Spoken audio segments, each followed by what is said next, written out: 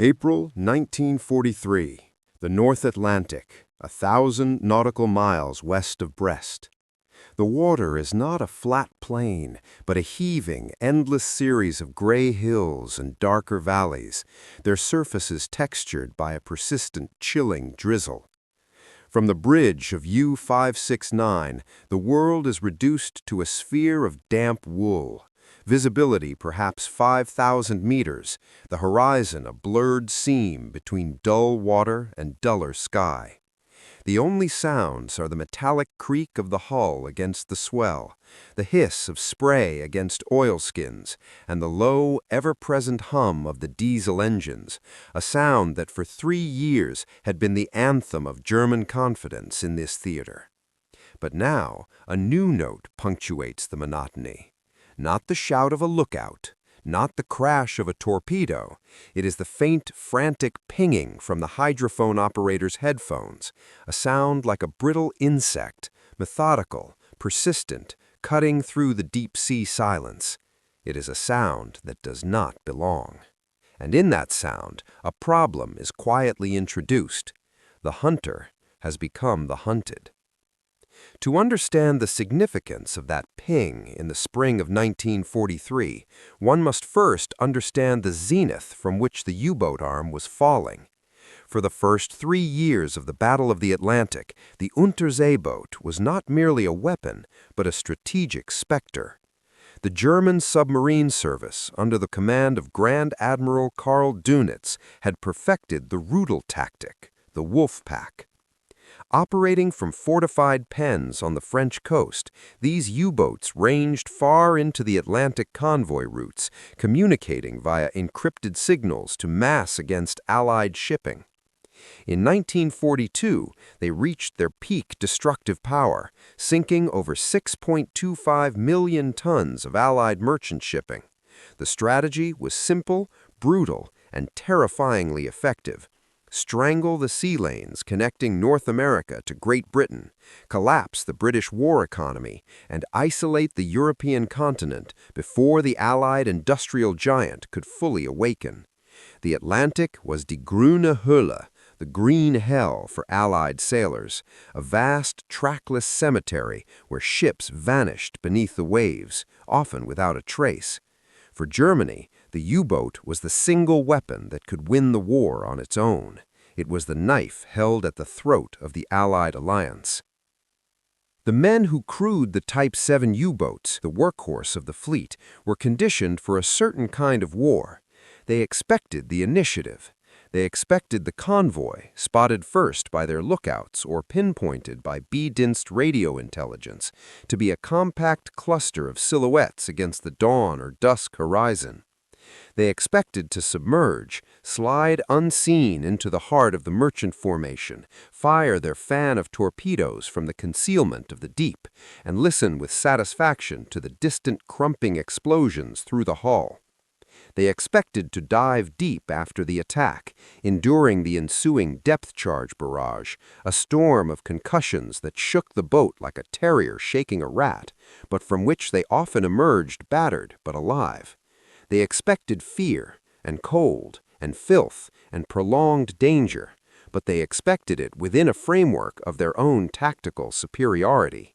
They were the predators of the deep. What they experienced after the turning point of early 1943 was a fundamental inversion of their reality. The initiative was no longer theirs. The first indication of the enemy was no longer a smokestack on the horizon, but that sterile electronic ping from the hydrophones, or the sudden, shocking roar of aircraft engines where no aircraft should be, 1,000 miles from land. They experienced not the controlled terror of the depth charge attack, but the utter helplessness of being held in a searchlight from the sky, or tracked on a screen in a ship they could not see. They experienced the relentless pressure of pursuit that lasted not for hours, but for days, a pursuit that gave no quarter and offered no sanctuary, even in the deepest water. They expected a duel. They found a slaughterhouse. The statistics chart the collapse with stark, unforgiving clarity. In May 1943 alone, a period known to the German command as die Schwarze Mai, Black May. 41 U-boats were sunk in the Atlantic. Loss rates, which had hovered around 10% of boats on patrol in 1942, spiked to over 30%. For the first time, U-boat losses were exceeding new construction. The operational reports tell a grim story of mounting failure. The daily BDU, Befehlshaber der Unterseeboote, war diaries shift in tone from aggressive confidence to concern, then to desperation. On May 24, 1943, Dönitz recorded the stark admission, "We have lost the Battle of the Atlantic." The reason was not a failure of German courage or skill, but the overwhelming systematic application of Allied industrial and scientific might. The evidence for this shift is found in a confluence of verified technological and tactical innovations. Ultra intelligence, the Allied breaking of the German Enigma ciphers, allowed convoy routers to steer shipping away from known Wolfpack positions with uncanny accuracy. But it was the combination of new tools that proved lethal. The Allies deployed centimetric wavelength radar, small enough to be carried by aircraft like the Very Long-Range Liberator and the agile Sunderland flying boat. This radar could detect a U-boat's snorkel or conning tower in rough seas, rendering night and poor visibility, once a U-boat's greatest allies, useless. Coupled with the high-frequency direction finder, or HFDUF, which could triangulate the source of a U-boat's radio transmissions in minutes, the ocean became transparent. A U-boat breaking radio silence to coordinate a Wolfpack attack might as well have been broadcasting a beacon for its own destruction. Furthermore, the weaponry evolved. The forward-throwing Hedgehog mortar, which launched a pattern of contact-fused bombs ahead of an escort ship, increased the kill probability of an attack. More devastating was the refinement of the air-dropped homing torpedo, the Fido, which could pursue a submerged U-boat by tracking its propeller noise. The escort aircraft carriers, the small mobile airfield, closed the mid-Atlantic gap, the area beyond the range of land-based aircraft, eliminating the last safe haven for submarines. The institutional knowledge of the Allied escort groups, now veteran and coordinated under centralized command, grew with each engagement. They fought not as individual ships, but as a sophisticated, integrated system. The transformation occurred on two levels: the individual psyche of the U-boat sailor and the institutional ideology of the German Naval Command. For the crewman, the change was visceral and existential. The once proud volunteer, the technical elite of the Kriegsmarine, found his world shrinking into a steel tube of pervasive dread.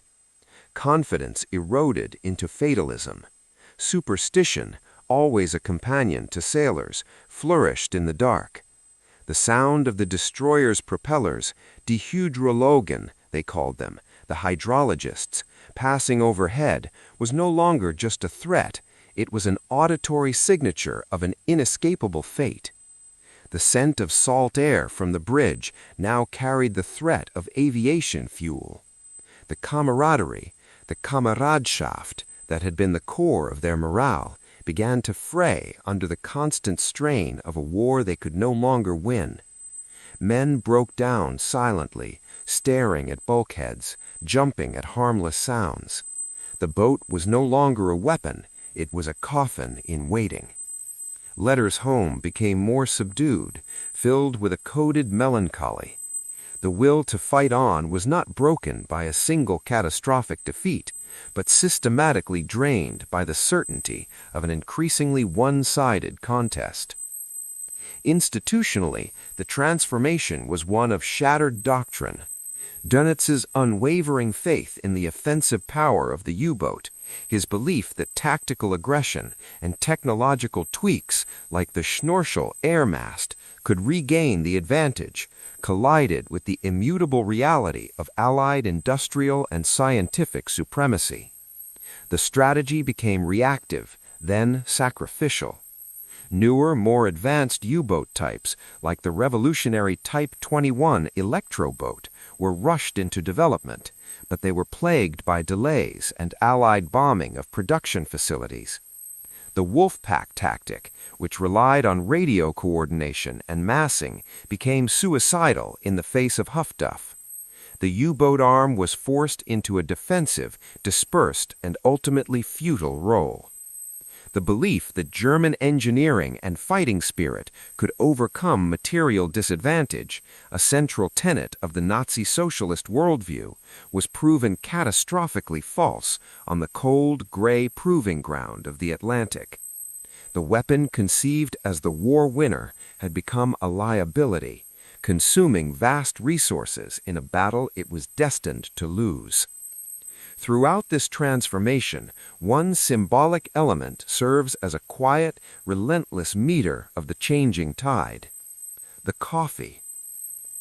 In the early victorious years, coffee on a U-boat was a cherished, if ersatz, ritual.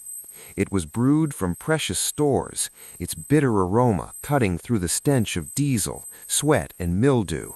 It was a taste of warmth and normalcy in a claustrophobic world, shared among men during the long, silent watches or after a successful attack. It represented a small human point of control and comfort amidst the vast hostile ocean. As the tide turned, the coffee became a marker of strain and scarcity. The rituals around it grew tense. The sound of the percolator might be drowned out by the ping of an active sonar, its warmth no longer able to chase the chill of fear.